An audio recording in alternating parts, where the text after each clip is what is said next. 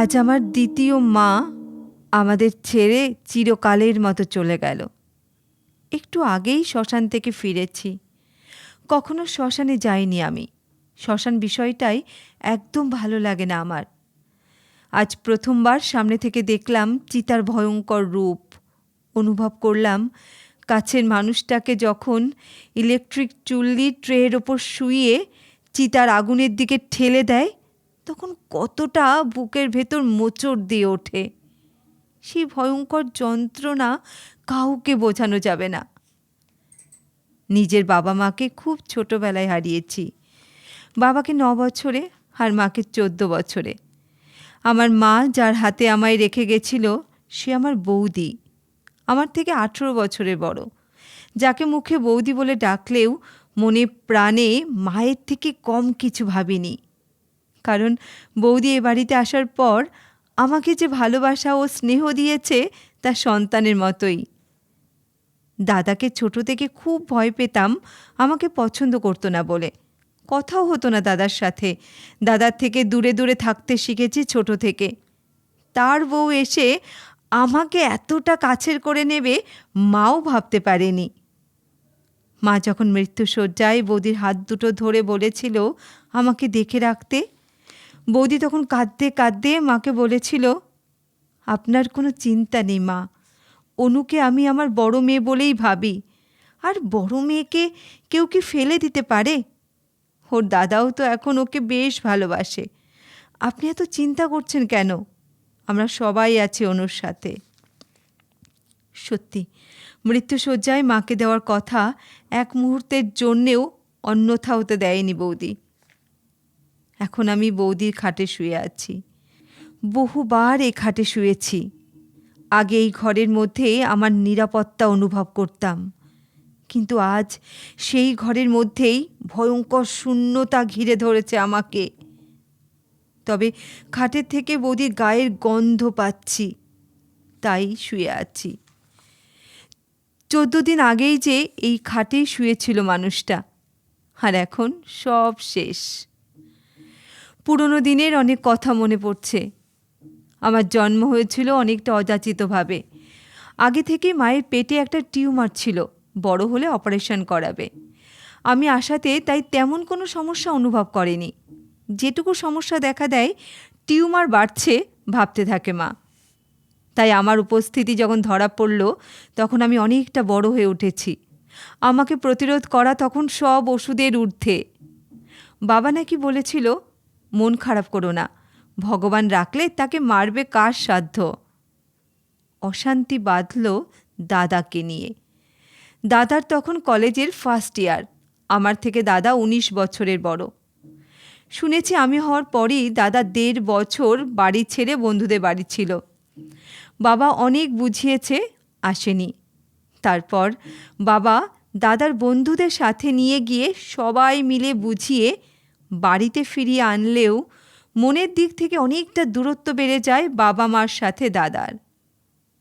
দেখতে গেলে এতে দাদারও কোনো দোষ নয়। এত বড় হয়ে যাওয়ার পর আবার যদি কারোর ভাই বোন হয়, সত্যি তো বন্ধুদের সামনে লজ্জার ব্যাপার। তাছাড়া কিছু বন্ধুদের মুখে তো ট্যাক্স থাকে না। বন্ধুদের কাছে হয়তো কত মজার পাত্র হতে হয়েছে দাদাকে। দাদা পড়াশুনোয় খুব ভালো ছিল। ওই সময় দাদার পড়াশুনোতে যথেষ্ট ক্ষতি হয়েছে শুনেছি।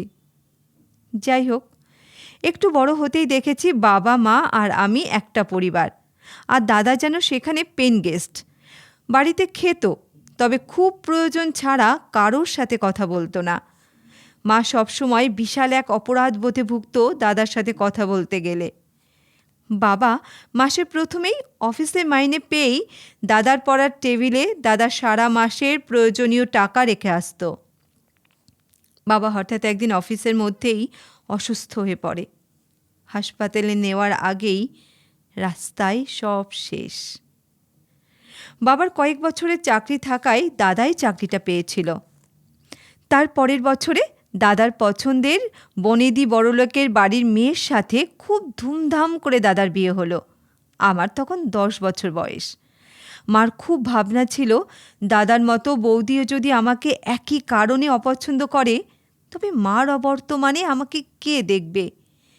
বিয়ের অনুষ্ঠানে এসে বৌদির বন্ধুরা কুট্টি ননদ বলে আমাকে নিয়ে হাসাহাসি করছিল বৌদির সামনে। আমার কোনো অসুবিধা না হলেও দেখেছিলাম বৌদি বন্ধুদের ওপর অসন্তুষ্ট হচ্ছিল। আমাদের বাড়িতে বৌদি একদম আমাদের মনের মতো হয়ে উঠল। বাড়ির পরিবেশ পাল্টে দিল। মা রান্নাবান্নায় সাহায্য করত, আমাকে পড়াতো। মা রান্না করতে বসে বৌদির সাথে মায়ের ফেলে আসা জীবনের কত গল্প করত। আমিও মাঝে মাঝে শুনতাম। মার দুশ্চিন্তা দূর হলো। বৌদির হাসিটা খুব সুন্দর, তাই মা বৌদিকে হাসি বলে ডাকত। নামটা বৌদিরও খুব পছন্দ ছিল। বৌদির চেষ্টাতে দাদার সাথে এত বছর পর আমাদের সম্পর্কটা স্বাভাবিক হয়ে ওঠে। ছোটবেলা থেকেই শুনেছিলাম আমাদের ভাইফোঁটা নেই। বৌদি দাদাকে রাজি করিয়ে ভাইফোঁটা শুরু করেছিল, যা আজও রয়েছে। 2 বছরের মাথায় রিমা এলো বৌদির কোলে। মা ভেবেছিল বৌদি এবারে আমাকে দূরে করে দেবে। তবে ততটা কিছু হয়নি। পরিস্থিতি কিছুটা তো পাল্টাবেই, ততটাই বদলেছিল। রিমা হওয়ার 2 বছরের মাথায় মার হঠাৎ বুকে ব্যথা ওঠে। মা তো আমায় 14 বছর বয়সেই বৌদির কাছে রেখে নিশ্চিন্তে চলে গেল। মা চলে গেলে কষ্ট ভীষণ পেয়েছিলাম, কিন্তু তখন বৌদি আমাকে সামলে নিয়েছিল।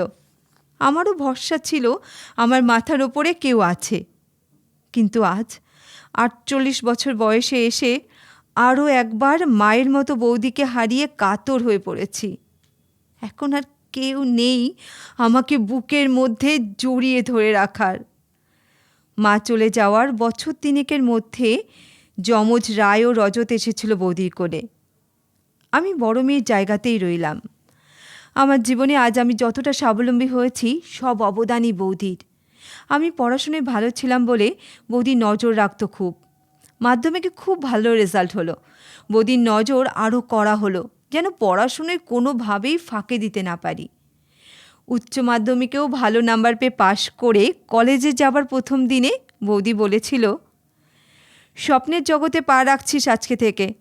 নিজেকে ধরে রাখতে পারলে ভবিষ্যৎ সুন্দর হবে, আর উল্টোপাল্টা ছেলেদের পাল্লায় পড়ে স্বপ্নের জগতে ভেসে গেলে ভবিষ্যৎ বরবাদ হবে। তাই তোকেই বুঝে চলতে হবে তুই কিভাবে দেখতে চাস নিজেকে। আর মা বাবা মরা মেয়ে তুমি, কিছু ভুল পথে গেলে সবাই বলবে বৌদি ঠিকমতো দেখে রাখতে পারেনি। বৌদি তো, মা তো আর নয়। তুই নিজেকে নিয়ে কতটা স্বপ্ন দেখিস জানি না রে, তবে তোকে নিয়ে আমার যে অনেক স্বপ্ন অনু। দেখছিস তো তোর ভাইপো ভাইজিদের পড়াশুনোর হাল, ভবিষ্যৎ কেমন হবে জানি না ওদের।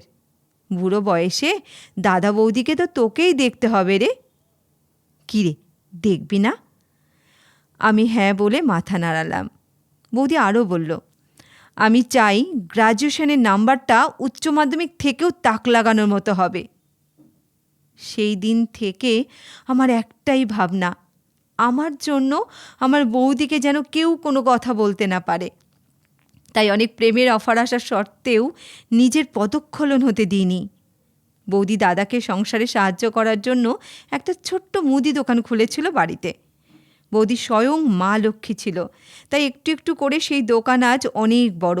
রজতই চালায়। মনে পড়ছে আমি যখন কলেজের চাকরিটা পেলাম, অ্যাপয়েন্টমেন্ট লেটারটা বুকে জড়িয়ে ধরে আনন্দে বৌদি সে কি কান্না! শুধু বলছিল, মা আপনি দেখছেন তো অনু আজ প্রফেসর হয়েছে। আমি পেরেছি তো মা আপনার মনের মতো করে ওকে মানুষ করতে। মনে হয়েছিল চাকরিটা আমি না, বৌদি পেয়েছে। দাদাকে ঝাঁকিয়ে ঝাঁকিয়ে বলেছিল, দেখলে তো, রাখে হরি মারে কে। কি আজ গর্ব হচ্ছে না বোনের জন্য? মনে হচ্ছে না বাবার মতো কাজ করেছ? দাদা শান্তভাবে বলেছিল, আমি শুধু ওর দাদা, আর তুমি ওর মা বৌদি দুটোই। প্রতি মাসে মাইনে পেয়ে বৌদির হাতে তুলে দিতাম, আর বৌদি বলতো, এসব আমি তোর বিয়ের জন্য তুলে রাখব। চাকরি পাওয়ার পরপরই বৌদি আমার বিয়ের জন্য উতলা হয়ে উঠল। বলতো 3 মেয়েকে পার করতে হবে, বড়টাকে পার করতে পারলে নিচেরগুলোর কথা ভাবতে পারবো। বৌদির অবদানের কথা আর কত বলবো। পড়াশুনোয় ক্ষতি হবে বলে বাড়িতে বিশেষ কোনো দায়িত্ব তো দূরের কথা, টিউশনিও করতে দিতে চাইতো না। দাদা বলেছিল টিউশনি করলে জ্ঞান বাড়ে, ওর স্বপ্ন যখন টিচার হওয়ার, তবে টিউশন ওর জন্য সুবিধা হবে। তারপর থেকে টিউশন শুরু করলাম, তাও বাড়িতে বসে। আজও মনে পড়ে কলেজে যাবার তাড়া, বৌদি ভাত মেখে মুখে দিচ্ছে আর আমি রেডি হচ্ছি। শুধু আমি তো নই, রিমা, রায়, রজতও ছিল। সবাইকে বৌদি সময় দিত। রিমা একটু বড় হতেই আমাকে খুব হিংসে করত। বৌদিকে খুব বলতো, তোমার তো বড় মেয়েই সব। আমি হাসতাম আর বৌদি বলতো, হ্যাঁ তাই তো। রজত একদিন বলেছিল, মা, পিপি তো তোমাকে বৌদি বলে, তবে তোমার বড় মেয়ে কী করে হলো? বৌদি একটু গম্ভীরভাবে বলেছিল, সে কৈফত কি তোকে দেব? বড় হ, তখন বুঝবি। আজ ওরা সবাই বড় হয়ে গেছে। রিমা স্কুলের টিচার, রায় ইঞ্জিনিয়ারিং বড় কোম্পানিতে চাকরি করে, সাথে নাচেও বেশ নাম আছে। মাঝে মাঝে টিভি রিয়েলিটি শোতে জাজ হিসাবে দেখা যায়। ফাঁকিবাজ ছিল রজত। এইচএস পাশ করে কলেজে ভর্তি হয়েও শেষ করলো না। ব্যবসায়ী হওয়ার ভূত চাপল ওর মাথায়। তখনই বাড়ির দোকানের দায়িত্ব নিয়েছিল ও। ব্যবসাটা ভালো জায়গাতেই নিয়ে এসেছে। আমার বিয়ের সময় বৌদি তার সব গয়না দিয়ে আমায় সাজিয়ে দিয়েছিল। আমি বলেছিলাম, সব দিও না, রিমা, রায়, রজত রয়েছে। বৌদি হেসে বলেছিল, আমি তোকে সাজিয়ে দিচ্ছি, তুই আর তোর দাদা মিলে ওদের সাজিয়ে বিয়ে দিবি। জানিস তো, তোর দাদা খুব বেশি সঞ্চয় নেই। তোদের সকলে পড়াশুনোর সাথে সংসার চালাতে গিয়ে সঞ্চয় করা যায়নি। আর আমি তো দোকানটাও ঠিকমতো সময় দিতে পারি না। তাই সব গয়না কিনে বিয়ের খরচ চালানোটা দাদার পক্ষে চাপ হয়ে যাবে। তাছাড়া পুরনো দিনের সোনা আর এখনকার সোনা আকাশ পাতাল তফাত। আমি বলেছিলাম, ছেলেরা তো কিছু চায়নি, তাহলে এত সব দেবার কোন দরকার? বৌদি রাগ দেখিয়ে বলেছিল, চাইবে আবার কি? এত গুণী মেয়ে দিচ্ছি, তাই তো অনেক। আর কিছু চাইনি তাই বাঁচোয়া, না হলে তোকে বিয়ে দিতাম নাকি ওখানে, যতই তোর দাদার প্রিয় বসের ছেলে হোক না কেন। তারপর একটু মুচকি হেসে বলেছিল, ভাবিস না, ভগবান আছে, সব ঠিক হয়ে যাবে। তাছাড়া কোনো মতে শ্বশুরবাড়ি পাঠালে দাদার মান থাকবে, লোকে বলবে না দাদা বৌদি তো, মা বাবা তো আর নয়, তাই একমাত্র বোনটাকে এভাবে দিয়েছে বিয়ে। বৌদিদের তো অনেক দোষ, তাই না বল? বলেই সেই মিষ্টি হাসি। বিয়ের পর থেকে জামাই ষষ্ঠী থেকে শুরু করে সব নিয়ম বৌদি পালন করে এসেছে। অভি তো সব সময় বলে, ওটা যে আমার শ্যালকের বাড়ি মনেই হয় না, শ্বশুর শাশুড়ির আদর যত্ন পাই। এদিকে আমার শ্বশুর বাড়ি, আমার অন্যান্য পরিচিত অনেকে তো ভাবতেই পারে না বৌদি এমন হতে পারে। বৌদির এতদিনের কঠোর সাধনা বা পরিশ্রম সার্থক হয়েছে। তার সব ছেলে মেয়ে স্টেবল, সব সময় তাকে ঘিরে রয়েছে। বৌদিকেও হাসি খুশি থাকতে দেখতাম সব সময়। তবে এমন কেন হলো? 14 দিন আগে ঘুমের মধ্যে স্ট্রোক। খবর পেয়ে ছুটে আসি, তখনও বৌদির জ্ঞান ছিল। আমার হাত দুটো ধরে অনেক দায়িত্ব দিয়ে গেল। অ্যাম্বুলেন্সে যেতে যেতে একবার বমি করার পর সেই যে চোখ বুঝল, কোমাতে 14 দিনেও একবারও চোখ মেলে দেখল না, কথাও বলল না। ডাক্তার বলেছিল অনেক চিন্তাভাবনা থেকে এমনটা হয়েছে। ভাবতেই পারছি না বৌদির এমন কি চিন্তা ছিল। যদি তেমন কোনো কারণ থাকে, তা রায়কে নিয়ে। প্রেম করে আমাদের সবার অপছন্দের সত্ত্বেও ও নাচের টিচারের ছেলেকে বিয়ে করে, সেও প্রফেশনাল ডান্সার। রায়ের পরিচিতি বেড়ে যাওয়ার কারণে স্বামী স্ত্রীর ইগোর কারণে বছর দেড়েকের মধ্যেই সংসার ভাঙল। বাপের বাড়ি চলে আসে রায়, কারণ স্বামী ওকে মেন্টালি টর্চার করত চাকরি ও নাচ ছেড়ে দেওয়ার জন্য। নাচকে খুব ভালোবাসে, তাই স্বামীকে ছেড়েই চলে আসে। এটা বৌদিকে তখন কষ্ট দিয়েছিল, তাও তো বেশ কয়েকটা বছর হয়ে গেল। তবে বৌদিকে বিষয়টা নিয়ে খুব বেশি উত্তেলা হতে দেখিনি, কারণ বিষয়টা সম্পর্কে কথা উঠলে বৌদি বলতো, ভগবান যেটা করে মঙ্গলের জন্য। ওর জীবন ও যা ভালো বুঝেছে তাই করেছে, ও কাউকে তো দায়ী করতে পারবে না। তবে কি বৌদি মুখে যাই বলুক, ভেতরে ভেতরে রায়কে নিয়ে প্রচণ্ড ভাবনা চিন্তা করত। কাউকে বুঝতে দেয়নি। তবে রায়কে নিয়ে তো এতটা ভাবনারও কিছু ছিল না। রায় ভালো চাকরি করে, সব দিক থেকে সাউন্ডও। তবে বৌদি এত ভাবতো কেন? কী বিষয়ে? এই জন্যই বোধহয় বলে মায়েদের মন বোঝা দুষ্কর। আমারও ছেলে একটু একটু করে বড় হয়ে উঠছে। ওর ভবিষ্যৎ নিয়ে এখনই আমি কত কিছু ভাবি। এখন মনে হচ্ছে বৌদি রায়কে নিয়ে অনেক দুশ্চিন্তা করত, যেটা আমরা বুঝতেই পারিনি। এখন তো 10টা বিয়ের মধ্যে 6টাই ডিভোর্স হয়। তবে কি সবার মাই ভেতরে ভেতরে এতটা ভেঙে পড়ে? ডাক্তারবাবু বলেছিলেন মানুষদের যে কত রকম চিন্তা থাকে তা বলা যায় না। অনেক চেষ্টা করেও 14 দিনের মাথায় সব শেষ। তবে চলে তো সবাইকে যেতে হয়। বৌদিও চলে গেল। তবে যে ক্ষত দিয়ে গেল তা আমাকে সারা জীবন বয়ে বেড়াতে হবে। যাবার সময় যে দায়িত্ব দিয়ে গেল জানি না আমি পালন করতে পারবো কি না। রজতে বিয়ে দিতে হবে।